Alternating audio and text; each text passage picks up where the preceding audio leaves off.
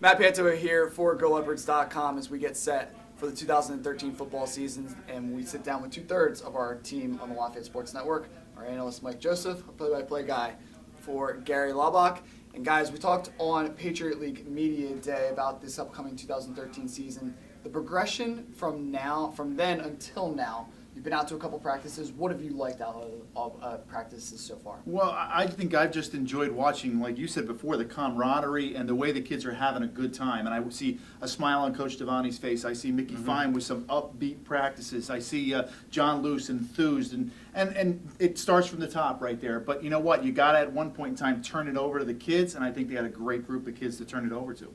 Yeah, here's my perception of college football practice. You're not sure when you walk away what you've seen. Yeah, I mean, Mike and I were there together just about a week ago, and we watched the offense look terrific. They looked absolutely terrific. So I walk away, and I'm feeling good about the offense in my car, and now I'm saying, is the offense really terrific, or is the defense not so hot? Yeah. And that's the perception you walk away from a college football practice. You never get a chance to scrimmage anybody. I'm not quite sure why that is, but you don't get a chance to scrimmage the enemy at any point.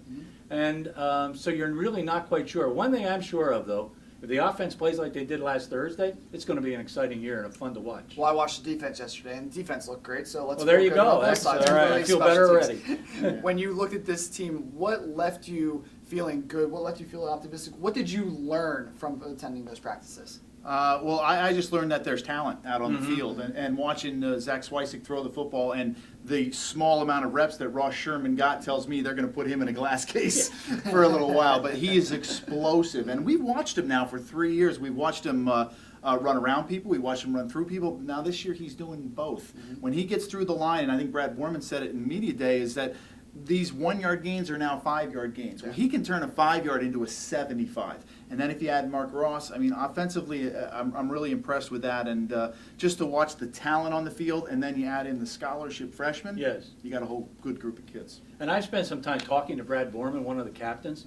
First of all, the kid's a genius. Yeah. Okay? He's very. He'll talk to you. You understand maybe half of it. At least I do anyway.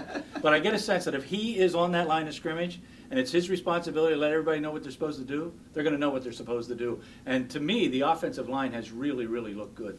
Well, let's talk about that because you just brought up my next point. Everybody that's come out to practices says, wow, look at the offensive line.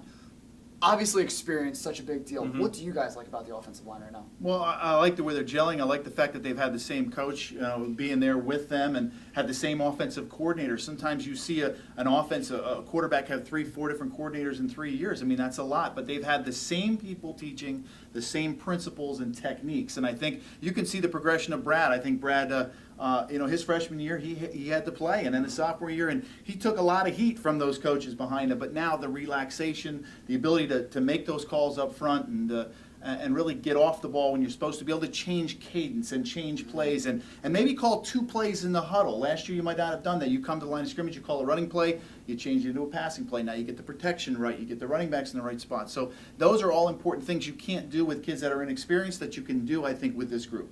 And Mike is adamant. He's been adamant for 4 years. You have to run the football. Yeah. You have to run the football. We've been able to pass block pretty well over the last 3 years. Yeah. We haven't been able to run the football.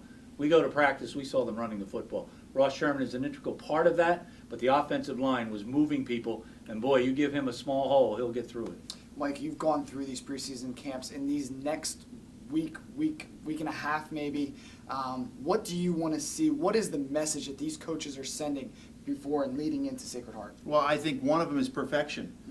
You have a group that's so experienced that you want to run every play perfectly. You don't. If it doesn't run perfectly, you bring him back, you do it again. But you want to see perfection. You want to see good footwork up front. You want to see the quarterback with proper ball faking. You want to see the kids that are not involved, receivers going down and maybe picking off a safety here and there, doing the right thing on every play, and don't let anything slide. That's number one. And then, the second thing, I just want to make sure everybody's healthy. Let's get everybody to the dance. Okay, and then not worry about, so-and-so's nicked or this guy's bad, because that's going to be along the way. 4th, 5th game, you're going to have guys nicked up. But perfection and health are the 2 most important things. Gary, you're going out to scrimmage today. What do you want to say? I want to see, like Coach Devani wants to say, I want to see a good, clean, sharp football team, knows exactly what they're doing. I'm kind of a mental football guy. I think you can win football games by mentally just being ready to play harder than you think you're able to play better than you think you're able to play. And I want to see that attitude instilled in a ball club that hasn't won in 3 years.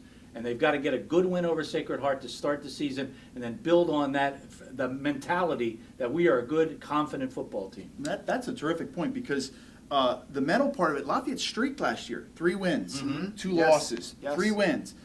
I mean, it's a streaky team, so the mental part of it is huge, especially with a young team. But now, if you can get on a run, I remember week 3 saying, we're building something here, and all of a sudden we go to Robert Morris and we're down 27-0, and then we make a huge comeback. So that is very, very huge about having that mental thing, get over the hump, and if we win, we can still get better. They're getting their mentality together. You can see that front and center. You'll see it front and center September 7th when the Lafayette Sports Network is there for the season opener for Sacred Heart. Gary Laubach, Mike Joseph, thanks for joining us, guys. We'll talk to you soon. Thank you, Matt. Thank you. Matt. Thank Appreciate you. it. Thank you.